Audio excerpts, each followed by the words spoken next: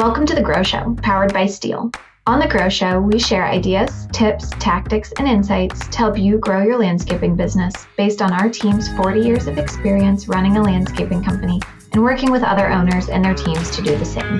New episodes are released weekly on Wednesdays.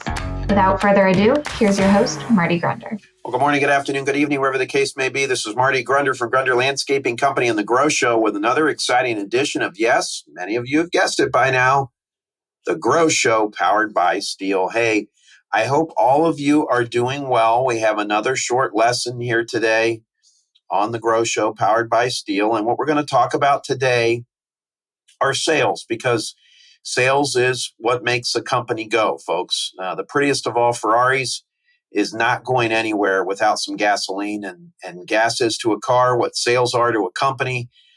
You've got to have sales. So let's talk about ways to stay relevant with 3 easy ways to keep in touch with prospects and clients.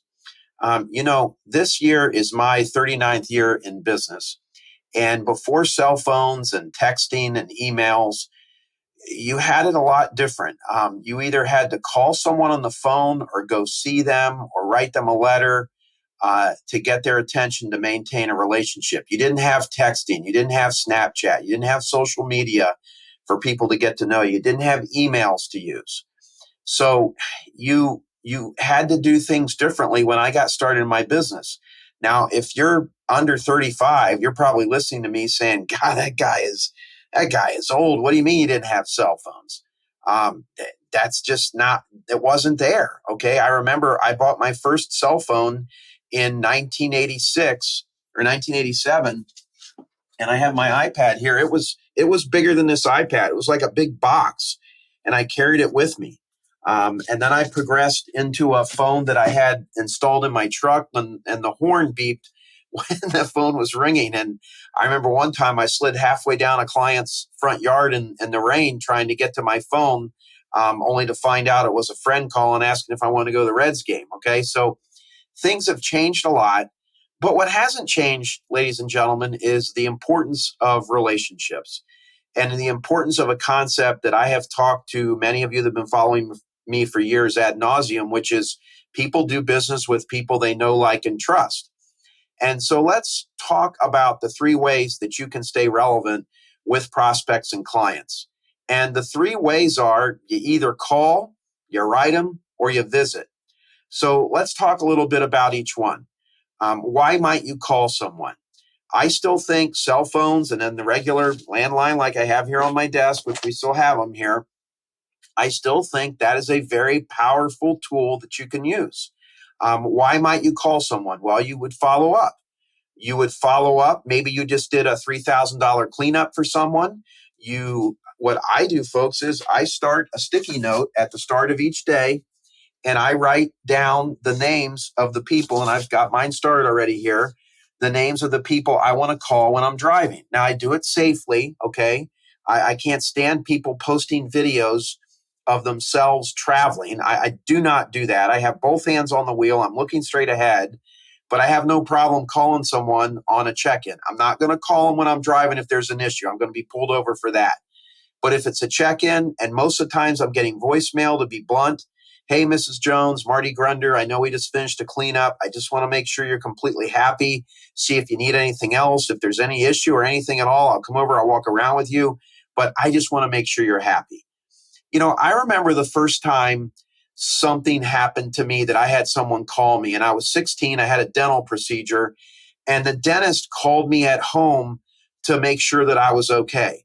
And I still, 40 years later, remember how I felt by that doctor, that dentist calling me to make sure that I'm okay.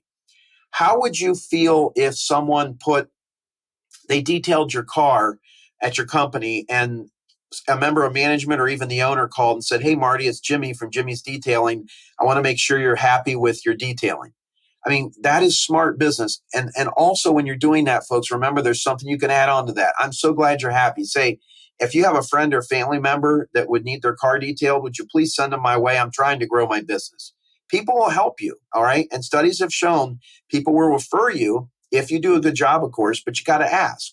So I think calling someone to follow up after you've done a job is a good idea.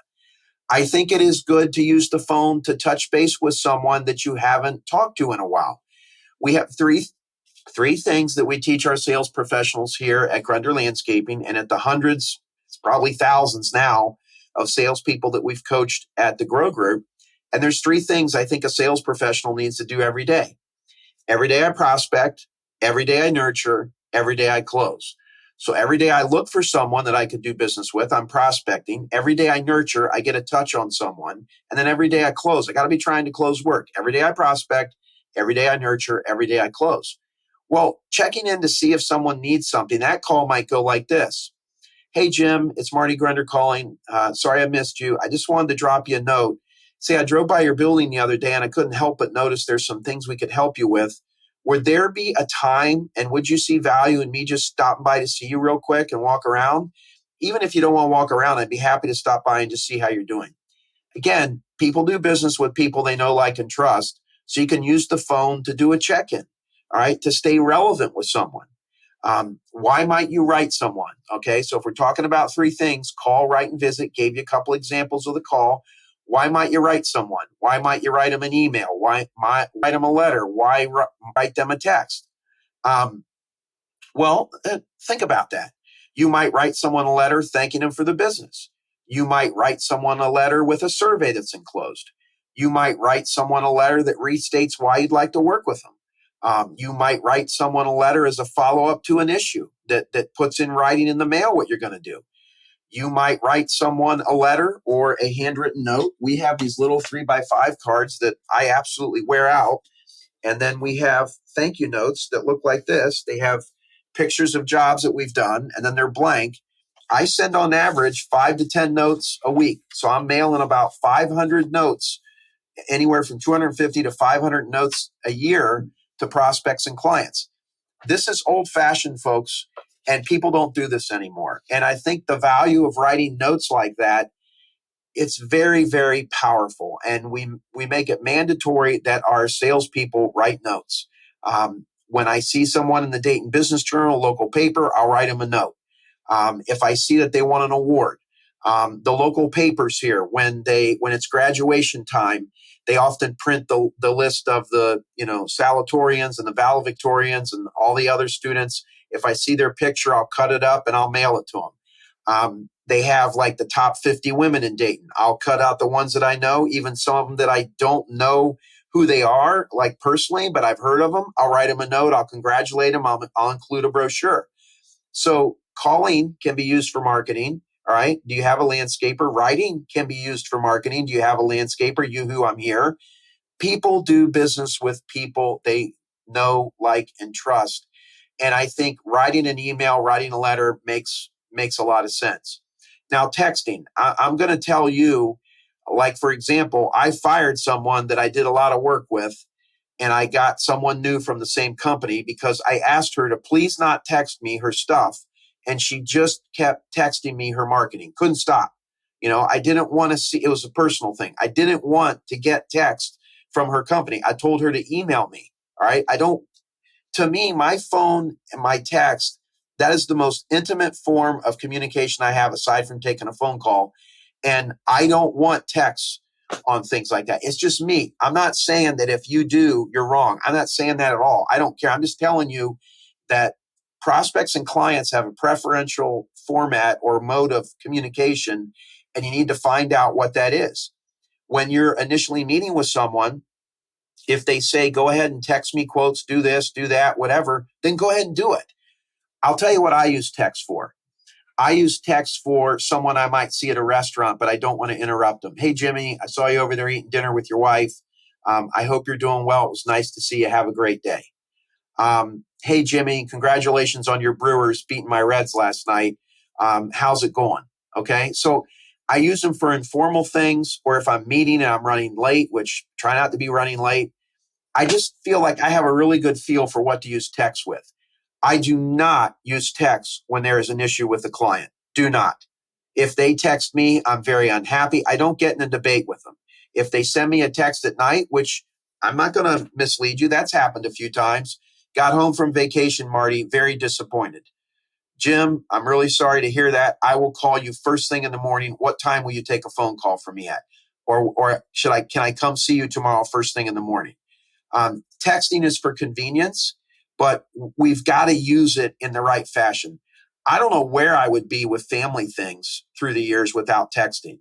I've got a little texting that I do with my brother and a very good friend of mine, Todd, and we follow the Reds and we have a lot of fun with it. I don't know where I would be without that therapy. So texting certainly has its place, but I think, and I'm going to maybe be a little bit bad here, I think it's young people that abuse it a little bit more than older folks like me. I think it is a wonderful medium, and I know young people get used to texting. So like for me, if I meet with a young person and they want me to text them, guess what? I'm going to text them. Okay. That's part of the psychology of selling, is understand what they want and how they want it and go for it. But for me, I don't want to carry on elaborate business discussions over text. I just don't. So we talked about calling. We talked about writing. Why might you visit someone? I think this is where you really have an opportunity to separate yourself from the competition. And it's the hardest thing to do because it takes a lot of time. And I think we get used to emails and texting, and, the personal visits have lost their way, and they're just as important today as they were back in 1984 when I started my business. Make a visit to walk a property. Make a visit to drop off a gift or to drop off a quote, to tell them thank you, to walk the site. My youngest child is a boy. It's Grant. And from the time he was about 8 to 13, I would often take him with me on Saturday mornings, and we would look at jobs, and his reward was Waffle House, which I affectionately nicknamed Awful House, but I did eat a lot of Waffle House. And we would walk job sites. He had his little Grunder landscaping t-shirt on, and we would walk sites. And actually Grant was instrumental in selling a ton of work. I mean, who's going to tell a guy walking around with his little boy no? I mean, it worked well. But we walked a lot of properties. I still walk a lot of properties. One of my favorite things to do is to walk a property and shoot a video, 20 to 50 seconds. Hey, Tommy, I'm in your yard walking around. Man, the back patio just looks so nice. Thank you for the business. I want to make sure you and Joyce are happy. Let me know if you need anything. Have a great day. It's Marty. Now, that video, I might text them. I might do that. And if you think about that, what is that doing? Or what would that do on a commercial site? That's letting your client know that you're thinking about them. It's letting them know that you were there, that you care, that you're present. You're developing a relationship with them. So the visits help a lot, all right? And people do business with people, okay? They're not doing business with a phone or AI or technology or your doppelganger or whatever we want to call it, okay? They're doing business with you. And you have to understand the importance of that. And something I have taught for a long time, and we'll wrap this short session up, I want to see companies that have 40 1,000-foot deep wells rather than companies that have 1,000 40-foot deep wells. We're looking for deep relationships. And as we have almost tripled the size of our company here at Grunder Landscaping in the last 3 years, we have worked very hard at training the things that come naturally to me. It is my gift. There's a lot of things I'm not very good at, but I'm good at developing relationships. I'm good at business development and teaching our team how to do that. And we are teaching them the call, write, visit methods and why you use them and which method you use and when. We teach them religiously that as a sales professional, every day you prospect, every day you nurture, every day you close. You've got to be in that zone each and every day, and you'll find your sales will grow and you'll make a lot more money. So at the end of the day, folks, going to say it again, people do business with people they know, like, and trust. And that's a process.